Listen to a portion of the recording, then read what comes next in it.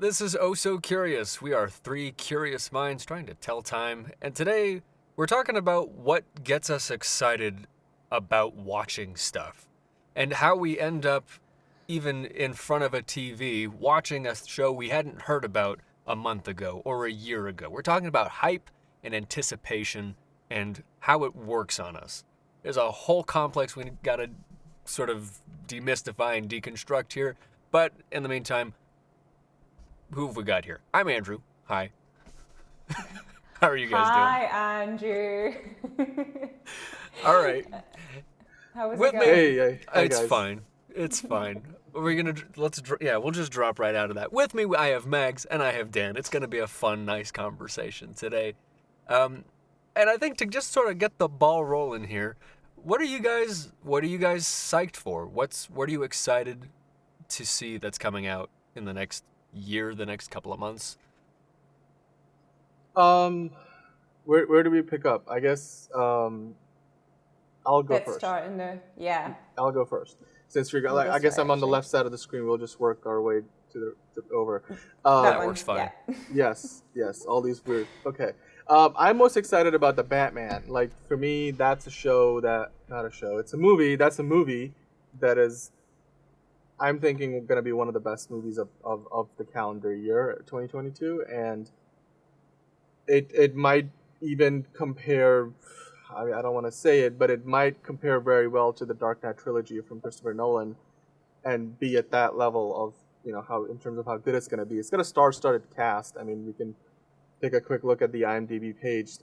Everything about the marketing for this movie so far has been just absolutely fantastic.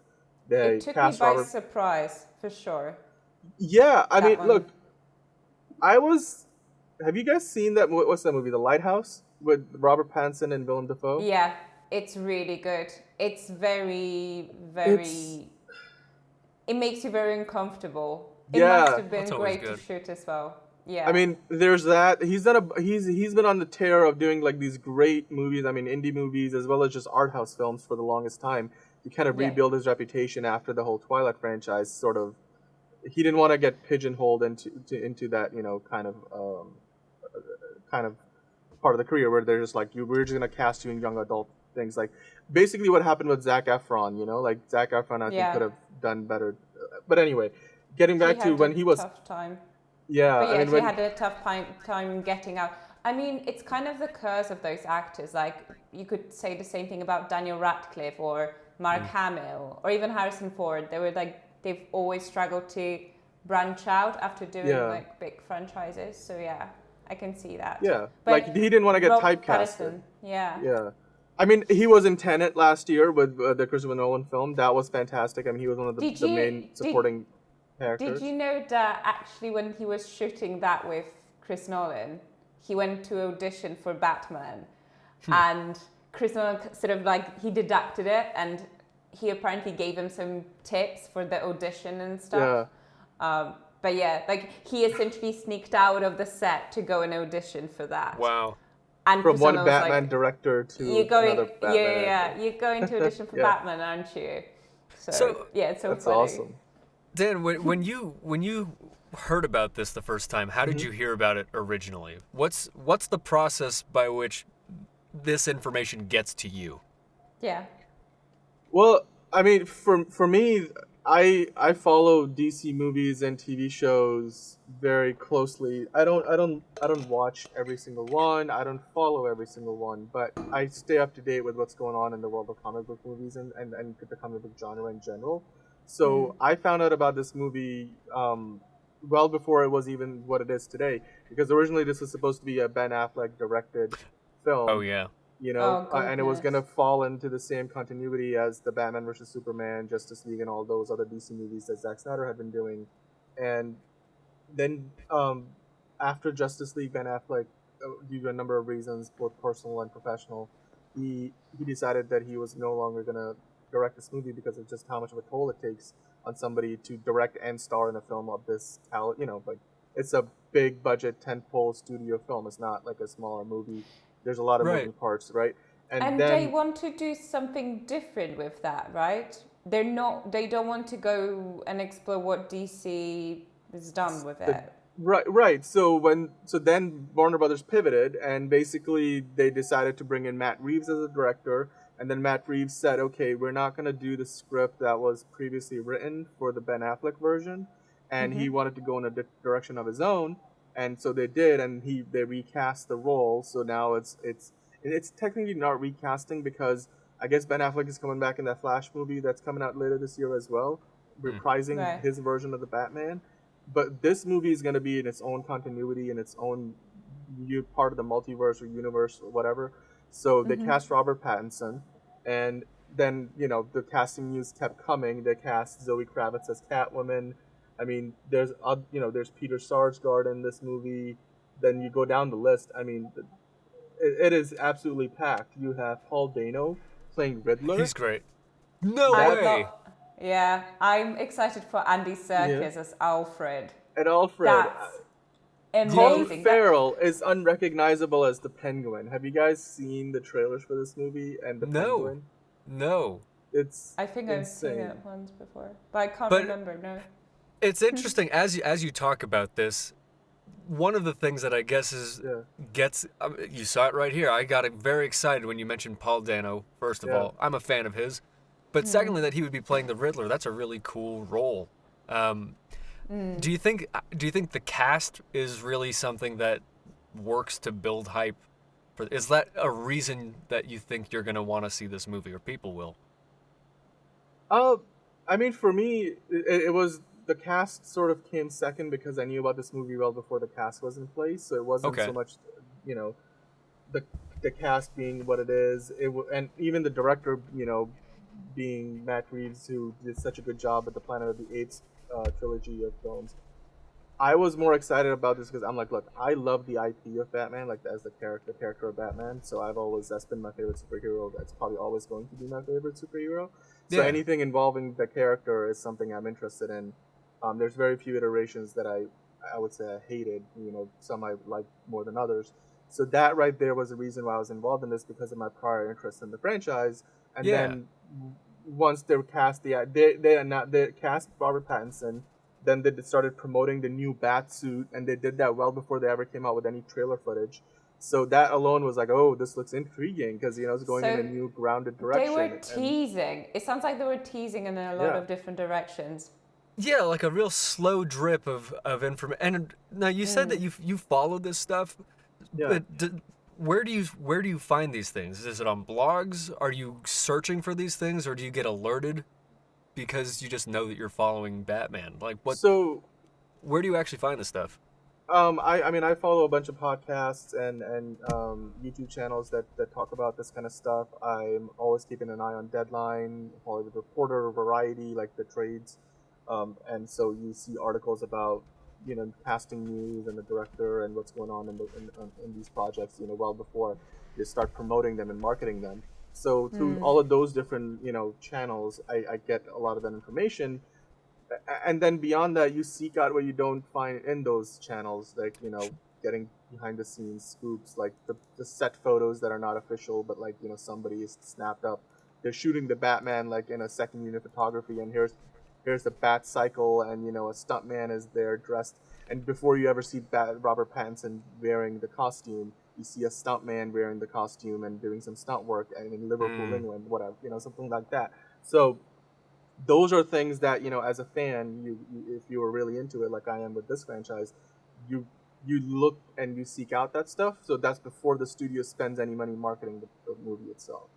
But then the marketing campaign kicks off, and there's some movies don't do a good job of it, but then some movies, the marketing campaign really sells the film, whether it's a great And they film can or not. afford it.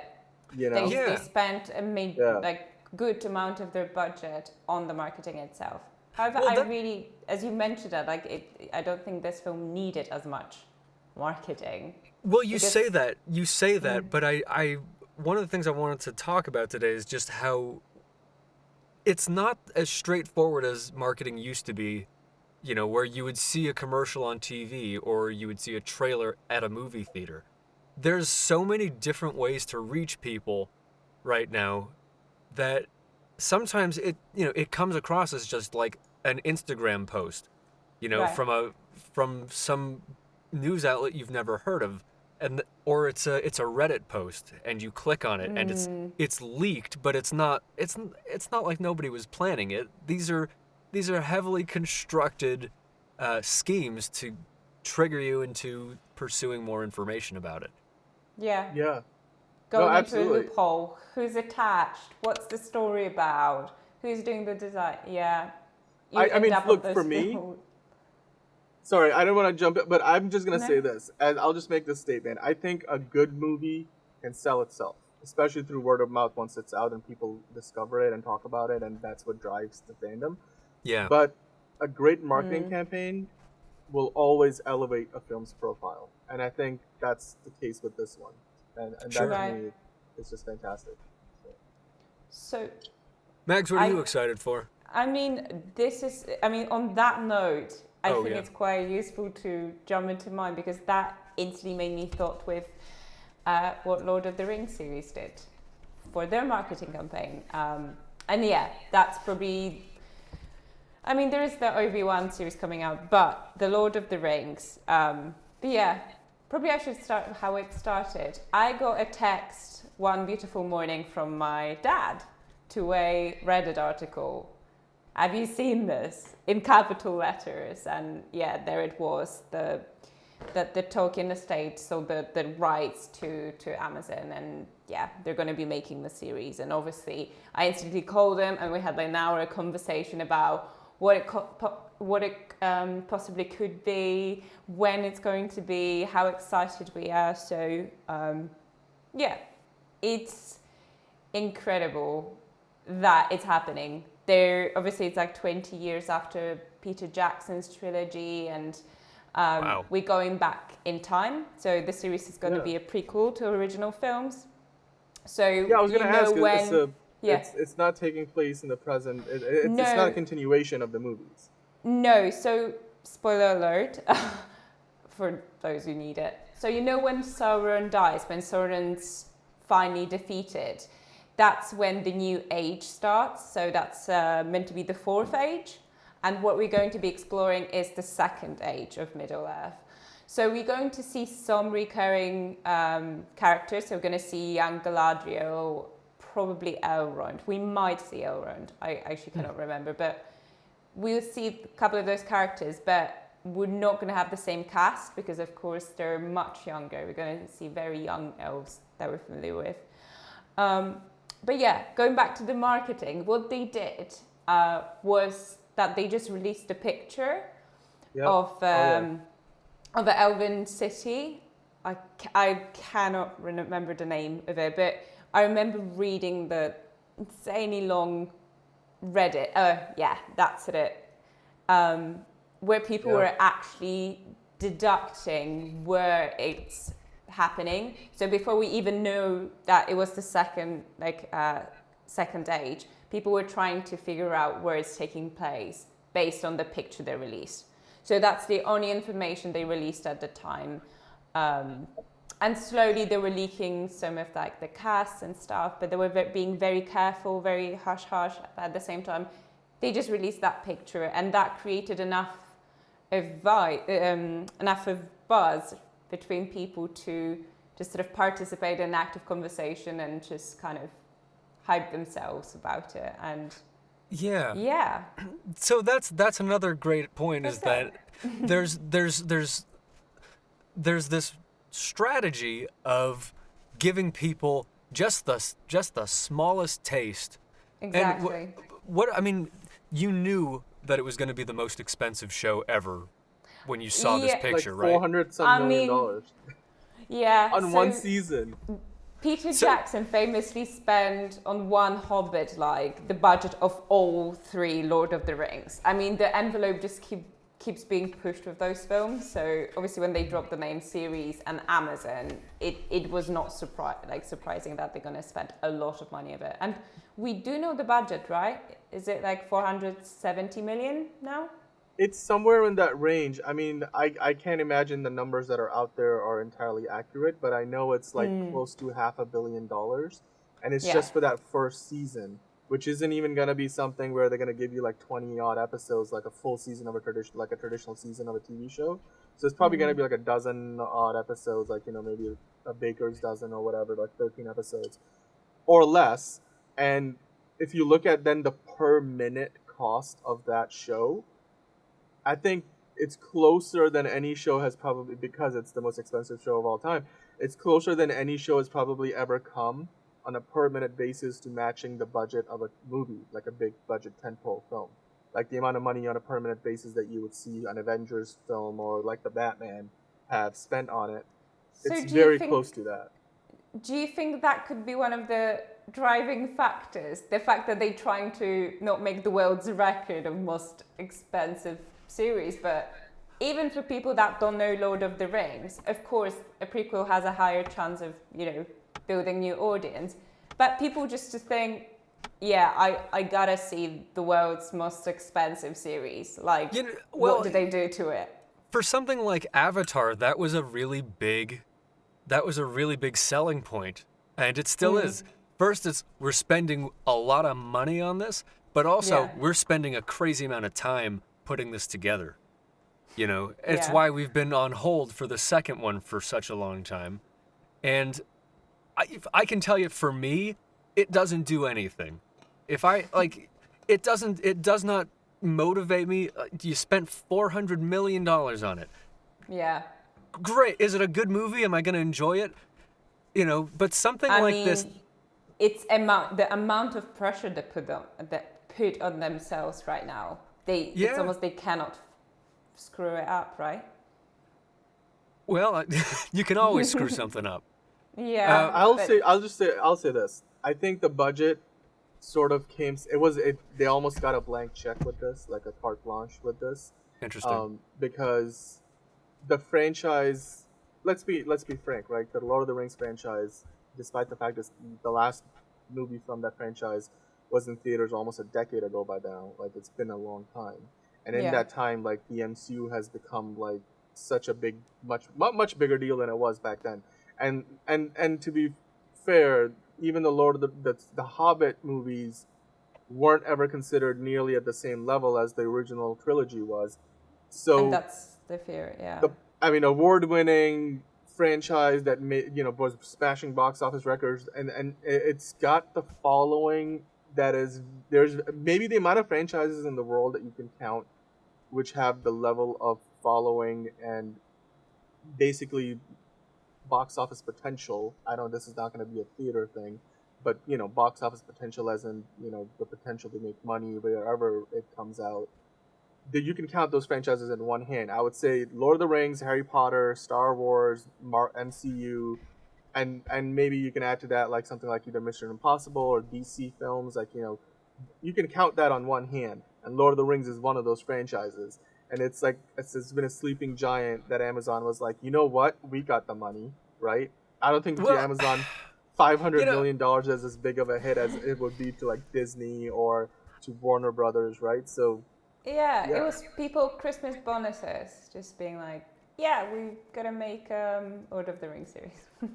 I'll tell you, I am always much more impressed by something that has a ridiculously low budget and does exceedingly well.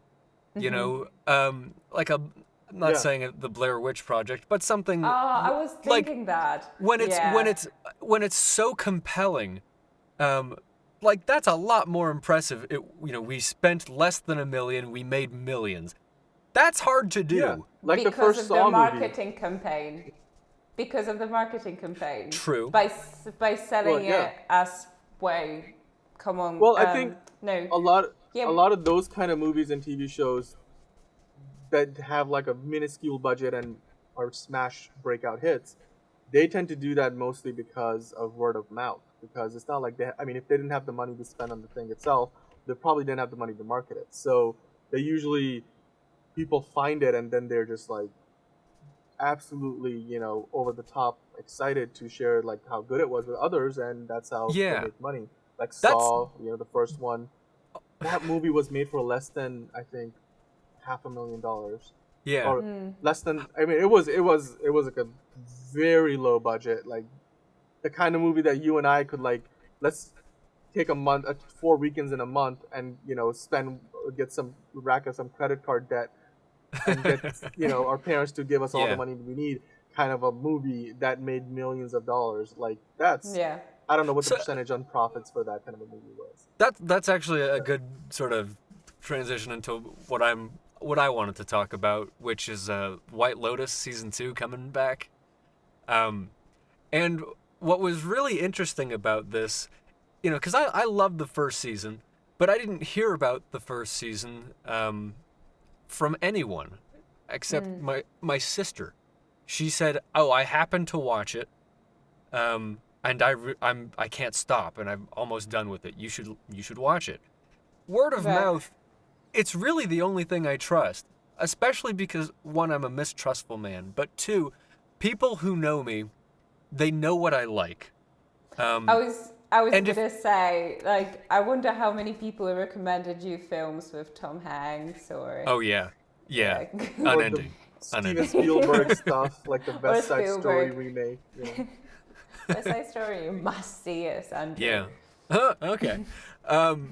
But so if you haven't seen it, it's this really dark comedy, beautifully acted. It's kind of eye candy on top of that because it's rich, beautiful people on a Hawaiian resort. And there's this murder element to it, and it's all characters you can't stand. And it doesn't tell you how to feel about any of them, but everybody's a mess. And it's just a very funny, very real show with subtle humor that gets big laughs. And what's neat about it is because it's a hotel, all of the guests that are there for season 1 are going to be gone for season 2. So it's going to be a completely new cast, but we know that we like the writing. So all I know about season 2 is that Aubrey Plaza is going to be in it. Okay. Aubrey Plaza from Parks and Recreation. That was really where she got her big rise to fame there. But yeah. And the second season, it's going to be the same place as well. The same hotel. I'm guessing hang on, might be onto something. White Lotus is the name of the hotel. It is, at the White Lotus. See? Of course it is. Brains. So, I know I like Aubrey Plaza. She brings a really she's brilliant when it comes to dark humor, but she's got her own brand. And what was really great about this show is that it let every actor bring their own reality to it. And by that I really mean like they weren't trying to all be the same kind of funny, like in The Office, where it's The Office kind of funny. Everybody's really feels like their own, like they lived their own lives and they just ended up in this place. And so the second season could be completely different. But all I have right now is similar to that picture of Middle Earth, where it's that one little thing that they drip into your brain and that says, imagine what this is going to be like. Exactly. I don't even know when it's going to come out, but I have this inkling, and I literally can't think about any other show right now. Well, I gotta say though, like you also have season 1, which it's a limited series, so they're sort of revamp the show every season, so it's not quite going to be the same. But you have certainly seen what the creators of the show are capable of. Yes. And you have, because for like say the Batman, we know Matt Reeves and what he has done before with his other stuff, right? With Lord of the Rings, I don't think Peter Jackson is directly involved, but obviously we have seen what Lord of the Rings looks like, and Amazon Prime as a like the track record that that company, if you will, has as Amazon Studios. But for you have like a season's worth of this to like you can go back and rewatch this and be like, yes, you know what? Yeah, this is exactly why I'm excited about season 2. But like if you didn't, so let me ask you this then: if this was the first season and you heard of Aubrey, how would you have reacted? Because you found this sort of just browsing on HBO or HBO Max. No, this was all word of mouth for me. Oh, okay. I got a text for season 1. I got a second text for season 2. Aubrey Plaza is going to be in it. You know, It And reminds me of American Horror Story hmm, slightly. I mean, this type of like you just get the season, and then you know the second one's coming out, and you hype no matter what. You don't know what the story is about, but just yeah, because the first series was so good, you know the structure, you know the writing, you know what it's going to be like. I mean, you can have anything. However, having said that, that's not always the case. So, no. my question is, would you be hyped for season 3 if season 2 doesn't deliver? Well, that's a great point. One show that really did disappoint me every season after the first one was True Detective. Right. Woody Yes. Harrelson, Matthew McConaughey in the South. It was weird. It was different. It was really cool, and It was they had really a good. really cool chemistry. Yeah. Season 2, back in LA, Yeah. it's modern. It had characters that really didn't even belong together. I wasn't. I watched the whole second season, did not care. It was Third sloppy. season, by the third season, I was like, I'm done. Yeah. So they could go completely in a different direction with it. But the other one kept me guessing. First season kept me guessing. So if they keep me guessing, I think I'll still enjoy it. Yeah, I gotta be honest. I mean, this is something that I'm now excited about because I feel like I heard about it at some point, and or maybe I was like, just browsing HBO Max and I saw it, and I might have put it on my watch list, but I never went back to see it.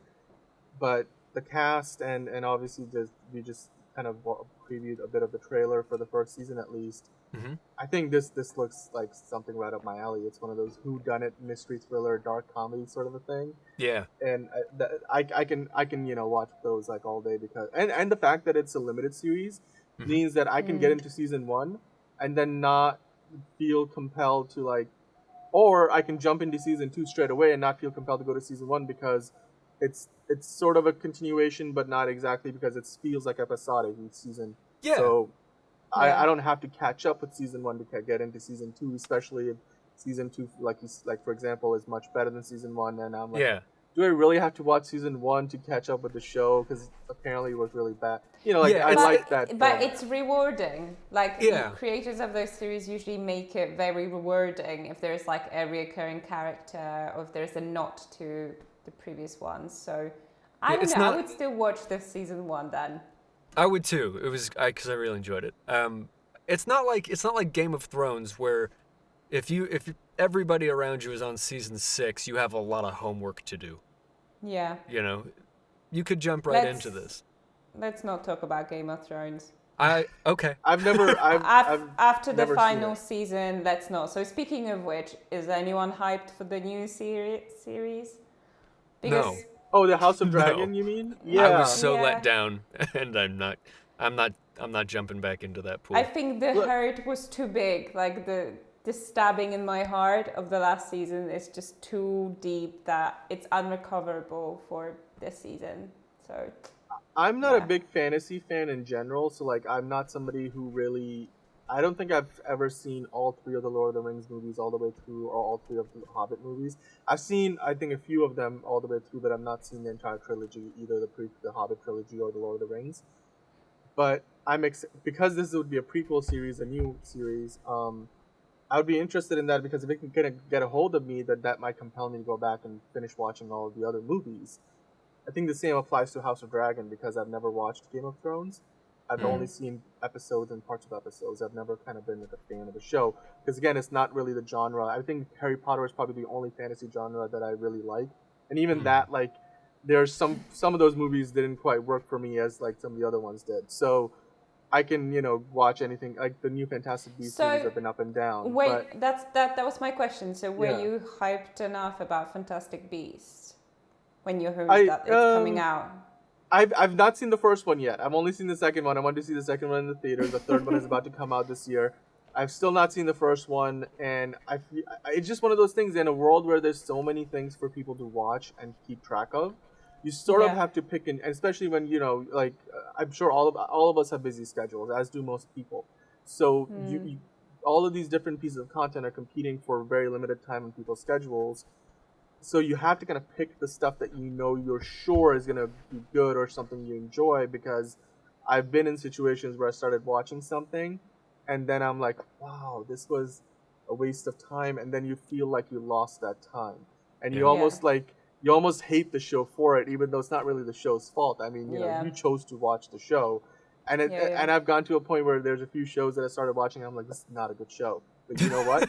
I'm gonna see just how much of a tire fire this is gonna be. So you hate to watch stuff. Yeah. But Yeah. then, you know, after that you still feel bad because you're like, you know, instead of hate watching that, I could have really watched something that I would have enjoyed and I would have probably had a better time. So it's always that struggle. So to avoid that internal like battle that goes on inside of me, I try to stick to either the genre that I'm familiar with, like the sci-fi genre is what I associate with the most. So I get hyped about those shows quite a bit, and I'm more likely to check out a trailer or give a show that I don't think is going to be good a chance, and I might like it, as opposed to something where I'm not. It's not a genre. Like if it's not a mystery thriller, if it's not a sci-fi, if it's not some kind of action adventure franchise that I'm already familiar with, like Mission Impossible or I don't know, like the James Bond franchise, like I'm less likely to go see it. But at the same time, like word of mouth can help. Like The Lighthouse is something that I was following because it had a lot of word of mouth through through the film festival circuit, and it was doing the rounds, and then you know the hype around how they used like all of these old school camera lenses that they then went and basically had to refit to fit the camera bodies they were using to film it, and like Panavision went and dug them out of their archives and helped out, and I'm like, as a film geek, that got me interested, you know, and so those kind of things can always, you know, help to draw excitement for a project that is new IP without any pre-existing content. But I think it's gone to a point now because of the marketplace being so crowded. That's why studios tend to make safer bets, because they're like, somebody's more likely to check out a sequel because they have something that they already saw and liked. Even if they don't like the sequel, they're gonna go at least watch it once. Whereas it's a lot harder to get that first viewing for something that doesn't have a prior reputation, or it's an unknown director, or the cast isn't particularly noteworthy. So, and I think that's where marketing matters. Like, you know, for a movie, for like the White Lotus, for example, you need to market it well for it to work, because it's not something most people are aware of. So for you personally, Dan, what was like the most, like what work? I mean, surely there's like a pattern. What is the pattern that gets you excited about TV show or movie? So does it have to have the certain cast? Does it have to have the certain technology or like interesting ways of like making the film? What's the sort of guaranteed hype kind of creation for you? Yeah, I mean, I don't know how do you form that question? Like, what gets you excited? Is there like essentially like a formula for it? Yeah. I don't think there's like a formula, because like as you have mentioned, like there's so many different factors, and for everybody I mean, I guess if you want to say there is a formula, then that formula is different for every single person, because that formula is very much about it. I think the formula speaks more to people, the person who's that formula belongs to, than it does to the piece of content. I mean, there's some universal truths, but I do think that you can't apply those across the board. Hold on a second, because I actually think there is. I actually think there is a formula, but what I don't think it's the same every time. And what I mean by that is the formula is that it catches us off guard. It needs to be different. We need to feel like we haven't seen it before.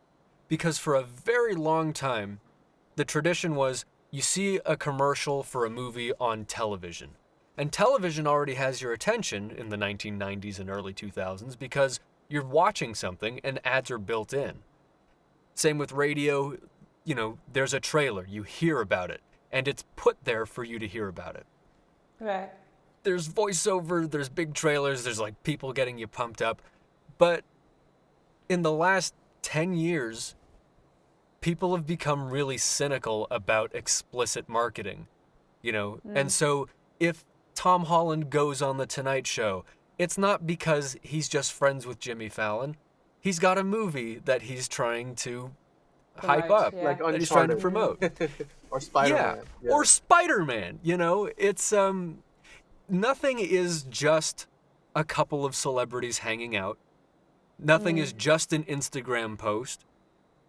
everybody's trying to do this slow drip, here's something that'll get you excited. They want to manipulate you with this drip of information that gets you to imagine what is coming. Yeah, I mean, are you talking about like viral marketing? Because the goal is to basically get the most out of doing the least amount of work and let the people who are fans of potentially that whatever piece of content you're promoting do a lot of that work for you by building that hype through social media and word of mouth. So you're not spending as much.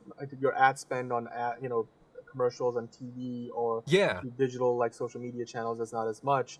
You're really using your fan base to your advantage as much as possible. Yes, but on top of that, I want to posit that maybe we're exiting the age of viral marketing because we've seen it so many times. We're accustomed to it as well. That's why it's and that's difficult to sort out. Yeah. One thing that I wanted to tackle today is just we've been sort of prodded and trained to get hyped up in all of these different versions of viral marketing. Does it still work? Are you still hyped? And what actually is working, and what do you trust? I think it's personal because it's sort of like I understand what you're saying, but I also understand the other way. I understand what you were saying, but I also understood. I got what Dan was saying about how it's highly personal, because I can see how I would not get as hyped about a completely brand new series unless this was like part of me growing up, watching Lord of the Rings and knowing that you have kind of like I remember when Hobbit came out, I was so super let down because of how much expectation I've built onto this. Hobbit was one of the first books ever read to me, and I was very excited to see on the screen, and the letdown was just immense because of that. But I can see how Dan, you said you like Lord of the Rings trilogy, but at the same time I can see how you're like, I could never sit through all three films and stuff. So it is highly personal what gets you hyped. You have to have some interest in there, some baseline engagement, like prior engagement with it. Yeah. So for the new series, yes, I think it's so important for them to get the star-driven. I mean, that was the old Hollywood, right? Films where we didn't have social media, so the only way to get people to go to see the film was to have the most famous celebrity attached. Sure, and that's what we see a lot of in animation these days. Not that it's a fantastic performance by, insert any celebrity here, in a Pixar movie, but that's what gets the adults, I guess, to the theater. Kids don't really. Well, I mean, I think with animated movies, is a lot of it has to do with the fact. I mean, those are easy paychecks for most celebrities, right? Like, you're not really spending months filming that movie. You're just going to a booth and you're recording. I mean, you do put work into it, obviously, but it's. I think like Mags was saying though is correct because you better say that because. You just completely discredited Andrew's work. No. I know, I'm laughing, but good thing you said. I'm not saying it's not hard work. Yeah, it's hard work, Dan. Come on. No, it is. I'm not trying to underplay the value of good voiceover work by any means. I'm just saying though it's not. It's kind of apples to oranges when you compare, like, say, Chris Pratt doing the voice of Mario and the new Super Mario Super Bros movie or whatever, versus him playing the Star-Lord in an MCU film, because it's a much bigger production. Bigger production. It takes longer. You have to be on set a lot longer. You have to physically get in shape for that, and getting costume, getting makeup. I mean, like, you're devoting a whole day to that kind of stuff. Yeah. No, I don't take that as a slight at all. But what I was saying is more about how the celebrities, just as a side note, they generally are trained at on-camera acting, and it's a different beast than acting behind a microphone. And the performance isn't anything to write home about, really. It's the animation. People go to a Pixar movie to see what the Pixar animators are doing. And what Yeah. because that's really the star of the show there. But in terms of advertising, a kid's going to see the fluffy dog that's excited, and is chasing a rocket or whatever. And the adult is going to go, "Oh, that's John Travolta? That's cool. Yeah, let's go see what he does." And that's the game. It's that's how you pick somebody, that's how you get them out of their car driving on the road and you go, "Yeah, I'd see that movie." Sure. The kids want to see it. Oh, absolutely. It's but there, I would also say though, there is a little bit of with animated movies. Part of it also has to do with the reputation of the studio that's making it, right? Because Absolutely. like a Pixar movie, just you talk about a Pixar, like you go to see an animated movie. Okay, well let's go see Turning Red, but it's now coming out on Disney Plus instead of in theaters. But let's go see Lightyear, which is the next Pixar movie that's going to come out later this year. If you know it's a Pixar film, then you're more likely to go check it out than if it wasn't a Pixar film. I mean, there's not many examples of that in the world of animation. I think Pixar being probably the most prominent one.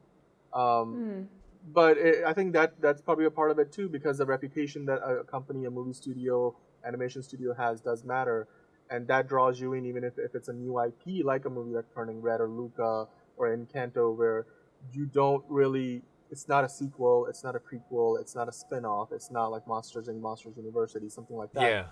It's you going there because not even just because you don't know who the I'll be honest with you, I don't know half the people who are in that movie, or in any of those movies who were the cast. But those films, I think, I highly.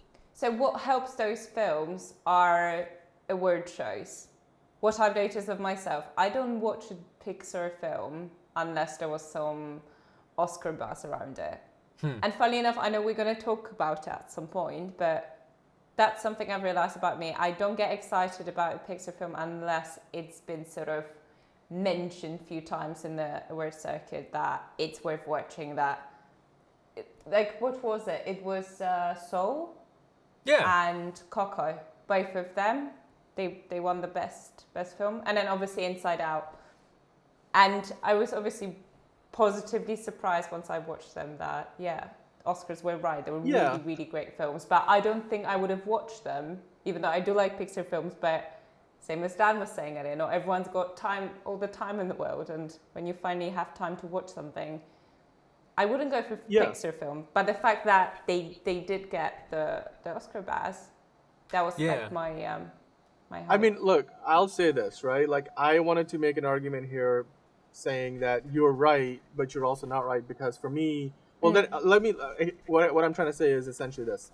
Like I mentioned earlier, I think the formula for how hype works for everybody is different for every person to a certain degree. I mean, yes, like I said, there are certain universal concepts that apply. But like for me, I will go see a Pixar movie, or I'll feel comfortable watching a Pixar movie simply because it's a Pixar movie and they have a certain reputation for quality of storytelling. Yeah. And I mean, the animation is always good too, and then the voice acting is never something that you notice as being particularly bad or anything to worry about. Right. Well, because your profession, you're paying attention to that. But for me, I've never had any issues with the voiceovers. I think the animation, for the most part, has always been pretty good. They've got a signature style. But I go to Pixar movies because I'm like, I don't know what this story maybe is. It's a new thing that I've never. Even like the one where they had all the emotions like personified. Yeah. That was probably Inside the one Out. Pixar movie that I didn't like, but it wasn't something. It was something that I checked out because I was like, you know what? It's a Pixar movie. Yeah. You're gonna watch it, and on the surface, it's gonna be a great looking film with a great story for kids. But it's gonna have underlying messages like Zootopia had, and you're like, oh my god, this is like the X-Men but animated. Like it's all about inclusivity and diversity and all the messages around that, and that to me is something that works. But at the same time, I do see what you mean, Mags. It's I for all the movies that I just mentioned, Encanto and Luca and Turning Red hasn't come out yet, but Encanto and Luca, like the last 3 Pixar movies that have come out, one of them won the Oscars for Best Animated Feature, but I have not seen those films. Why? Because again, like there's only so many things I can watch, and when I pick and choose, even if it is a Pixar movie, unless it's like a group viewing thing where I'm there because somebody else wants to watch it, I most likely in my own time would not watch that, and I would more likely to watch Lightyear because it's a spin-off of Toy Story, and I have a pre-existing attachment to the character, or the character that the Buzz Lightyear and There the you is go. based off of. Personal preference. Yeah. Yeah, so nostalgia definitely plays into it. And the other thing, because I think the formula really is catching people off guard and showing them something different or presenting it differently. To just briefly dip our toes back into the voiceover world, like the first movie trailer in a long time to have an actual voiceover trailer was what's that one? The King's Man.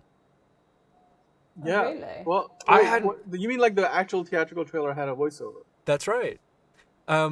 It's been like 10, 15 years since we heard like even an announcer, just a regular announcer, but they had sort of this tongue-in-cheek reasons why you should go see the King's Man. And it was like it was different.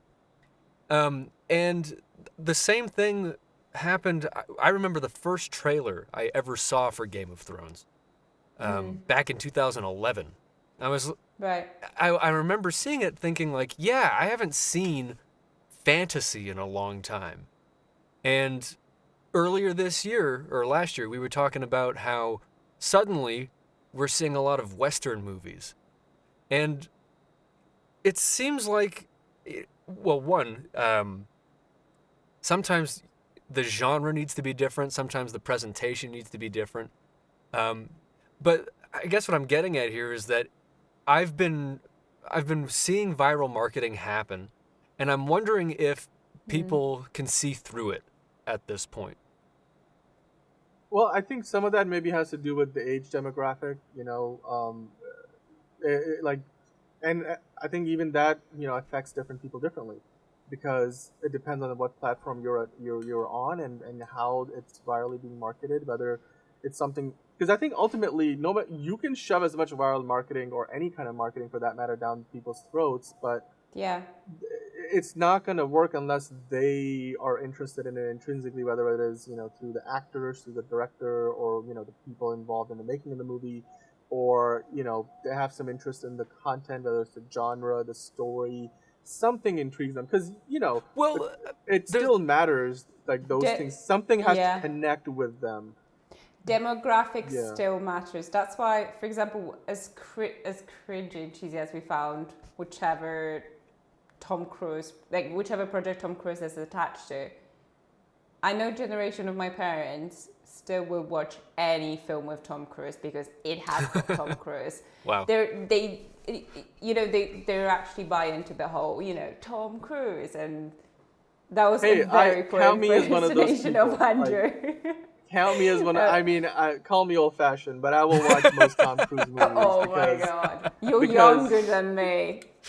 No, because here's the thing with Tom Cruise. Because again, this is what I mean. Like same as Pixar, with Tom Cruise, there comes almost a guarantee of quality, right? Give me the last movie that you remember that Tom Cruise was in that you were like, this is a terrible film. Vanilla Sky. Mommy, Vanilla Sky was great. Okay. Well, The Mummy. I haven't seen The Mummy. Okay, fair enough. I mean, even the best of the best have duds, right? I've not seen The Mummy ever, but yeah, it's bad. And Night and Day with Cameron Diaz. That was not unless he bad. is in Mission Impossible doing Tom Cruise stuff, like he should not be doing. I mean, look, I guess that what I'm trying to say is most franchises he's a part of nowadays. I mean, he's not doing as many movies. Like he probably does 1 or 2 a year at most. So it's not like he's doing it like 3 or 4 a year, like somebody in the peak of their prime would be. So, but yeah, I mean, I'm a fan of Tom Cruise. I'm a fan of Tom Hanks. Tom Hanks. I haven't seen the one that dropped on Apple TV late last year yet. Finch. But I will check it out eventually because it's Tom Hanks. So I think stars do still have a draw, but not quite as much as they used to. Like people are more attentive to the content of the film itself. Like Robert Pattinson stans will probably go watch Batman, but there will still probably some fans of Robert Pattinson who are like, I'm just not a superhero fan. You know, I'm not going to check that one out. Yeah, Sure. but I mean, yeah. Two things I Yeah. wanted to also touch on is anti-marketing or negative marketing. Because we saw it with Ghostbusters in 2016. You know, it's the worst movie. Oh, it's so bad, you have to see how bad it is. And that was, some people saw it and was like, this is horrible. Yeah. Then there's the clickbait stuff. I saw an article today, a headline that was like, Jennifer Lawrence couldn't get anything done on the set with Jonah Hill. And it's like, all right, I'll click on it. Sure, I did. Because he's so funny in the movie. Ah, great. Yeah, I'm sure. And then on top of that, there is what I wanted to talk about with just negative press. I was not planning on watching Dave Chappelle's latest special. But there was so much negativity about it and so much negative hype about it. I was like, what's the big deal? And that was what ended up making me watch it. I didn't sit through the whole thing. I just didn't enjoy it. But it was, you know, that's just another way that we're sort of being tilted and prodded is the word I'm using a lot today. But does that work on you too? Sometimes It does. it's sometimes, but it's not always. I still am in a position where, you know, like, I was intrigued just like you about the Dave Chappelle special, and I tend to watch comedy special every once in a while on Netflix. But I'm very picky about the ones that I watch because I only enjoy a certain brand of comedy. And I'm not saying I enjoy only one brand of comedy. I can enjoy different kinds, but I guess what I'm trying to say is Dave Chappelle in particular is not quite the brand of comedy I enjoy personally all that much. Yeah. I know my brother loves it. I know a lot of other people that love it. But I was intrigued enough in the short term, but over time it just kept dropping down my list of priorities and I never got to check it out. But yes, I will say there are some things. I mentioned it earlier. I've hate watch shows. I'm like, season 1 was absolutely terrible. Somehow Netflix renewed it for season 2. I will check it out simply to see if they improved it. And I'm like, is it still just as much of a wreck? And I've watched, like, Another Life is an example of that. The first season was terrible. It has Kitty Sackhoff in it. That was a big selling point. The second season was an improvement. Still not that good. But I watched both seasons because I was just intrigued enough, and it was a sci-fi show. So again, like, the genre has mattered. I think for me, the genre is probably one of the biggest selling points. And then after, like, you know, critical reception, actors, story, trailers, the marketing has to do something for me. Who's involved in making it? What reputation do they have? All of those things, you know. And if you get enough recommendations, you might check it out. I might still check it out. Yeah. But the more drama the film gets, the most likely, the bigger the press it will get. I think very often it's exactly. the Death on the Nile, right? Death on the Nile, the Army Hammer. Army Hammer thing. Everyone's gonna check it out because he's not in there anymore. But because we've heard so much about it for so long that everyone will be like, "Oh yeah, I've heard about it." It had a bad press, but enough to get people go and see it, I think.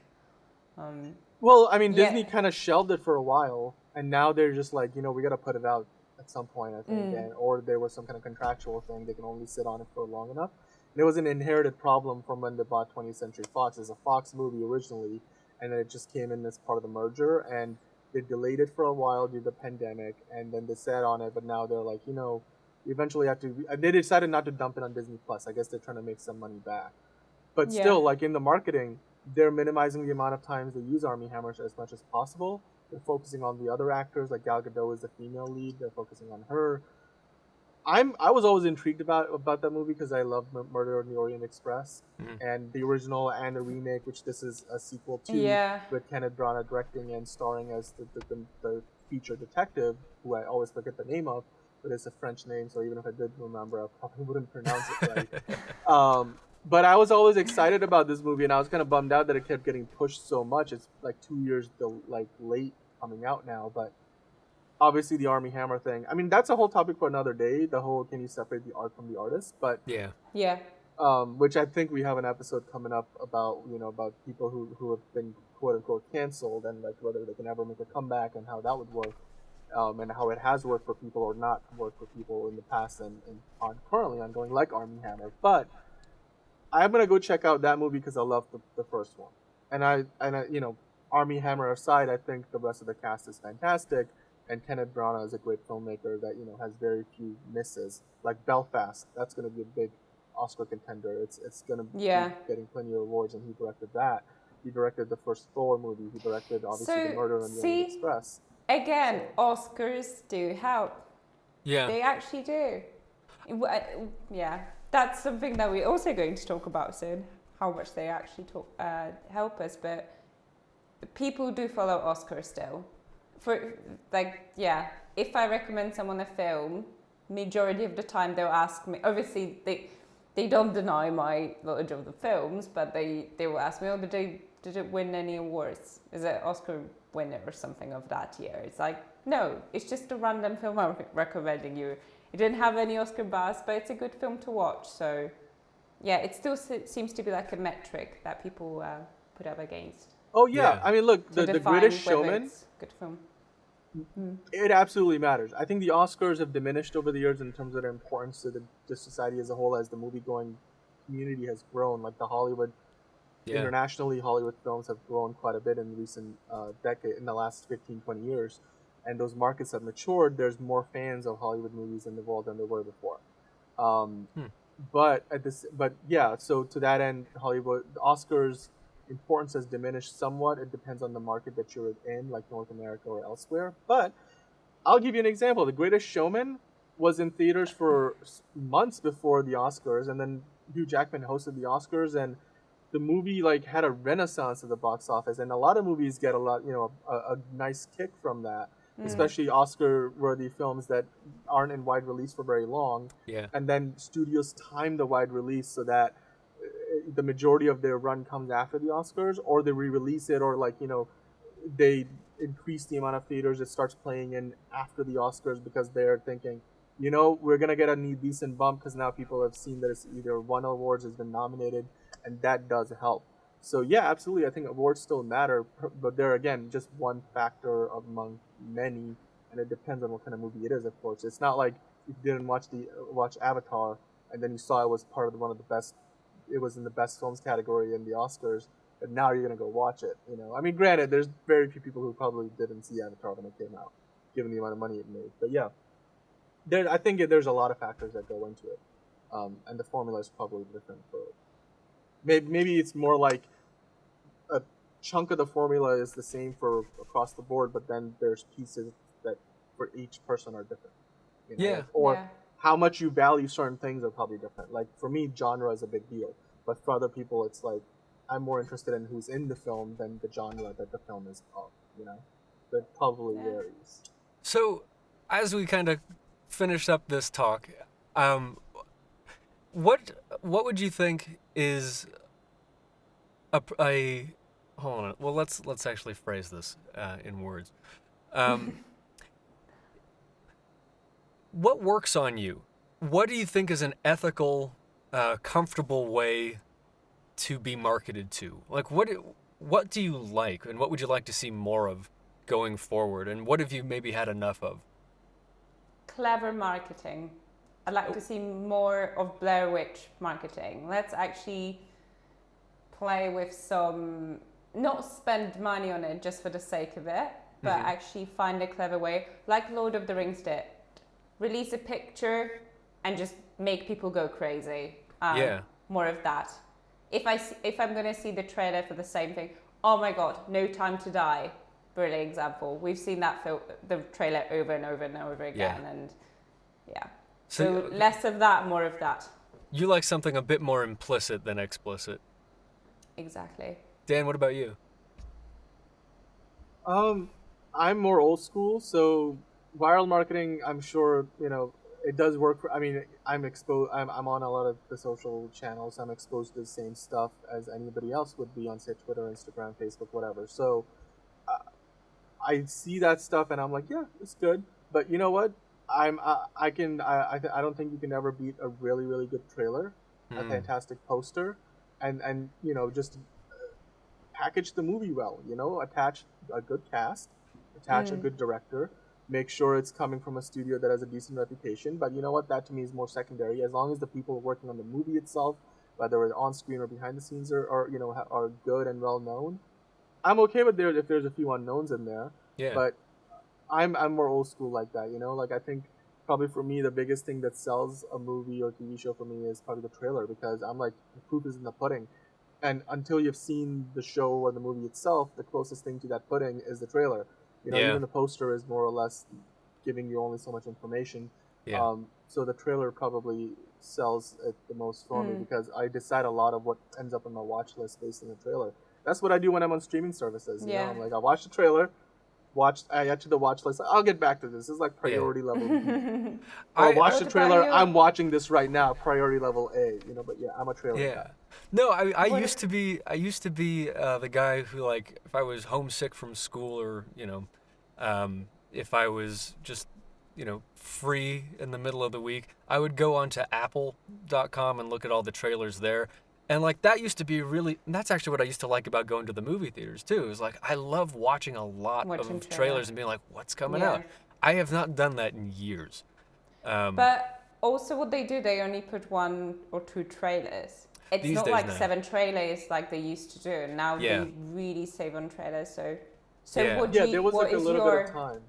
What is your thing, Andrew? What are you hoping for? I like, my hope for the whole world is that the quality of everything becomes so incredible, that everything is so good, that the best stuff rises to the top, and I end up hearing about it either from somebody whose opinion I trust, if it's a podcast. If I hear Joe Rogan talking to somebody else about, like, oh, you got to see that movie, even if it's 30 years old, I go, maybe I should go see that movie, and I track it down. Or if it's something like, you remember White Lotus? Oh yeah, you should watch it. Okay, person I trust, sure. I'll give it a shot. That's what I'd like to see. I'd like to see the absence of marketing. I'd just like things to be good. Yeah, well, the studios will probably tell you, well, if there is no marketing, then you have a lot of what happens with Netflix, and stuff just gets buried, and people find it years later, and at that point it's too late for them to greenlight anything, because they're like, well, nobody saw it. It doesn't matter. Cancel the show, or or don't. Yeah. Yeah. I think but I do see what you mean. Like, I think there's a lot of we went through a period over, I think 5 or 6 years ago, where they were over marketing a lot, and like totally too many trailers, too much marketing, and I think they've come to now be more clever about their resource management and realize that you only need to do so much, and then the word of mouth will carry it the rest of the way. But yeah, I think less marketing is never a bad thing. Parasite is a perfect example of how, like, people saw it and they're like, I had to go to a theater that I didn't normally go to. There were subtitles. I know, give it a chance. I know it's got don't be afraid of the subtitles. And it was like all of these disclaimers, like, but it's worth it. That was that whole year. And then it won Best Picture. Yeah, and then after that it had another renaissance, and then it ended up on Hulu not long after it won the Oscar, and I think a lot of people saw it on Hulu for the very first time. Or like whichever streaming service around the world it was on. Still need to see in black and white. Apparently it's much better. It's a better version, black and white. Interesting. So that's how he originally intended for it to be. So and even that is a type of viral marketing. It's like the urban legend, like, watch it. Have you seen it in black and white? Totally different. Yeah. Okay, I'm going to watch it again. Advertisers get to exactly. put it on there. Yeah. And here we are, again, in the spiral. True. Yeah. Well, that was some pretty interesting stuff. I had fun. Yeah, I like that. Thanks, guys. Yeah, that was a really robust conversation about... By the way, I'm sorry if I was yawning. It's just full disclaimer. These guys, it's morning for them. It's very late at night here. Well, very late. We're not boring. Yeah. It's 9:30. That's my bedtime. I like my beauty sleep. Me too. Well, 9:30 for me is like sometimes dinner time. But I digress. I think this was really a lot of fun. Talking about like what gets us excited about a movie or a TV show. Yeah. And whatever time it is, wherever you are, we hope you enjoyed this too. What works for you? Let us know in the comments. If you think that we're totally wrong, let us know in the comments. In the meantime, like and subscribe. Come back. We'll be talking about some pretty good stuff coming up in the next couple of weeks. But thanks for watching. See ya. Right, bye. Bye. Bye. Bye.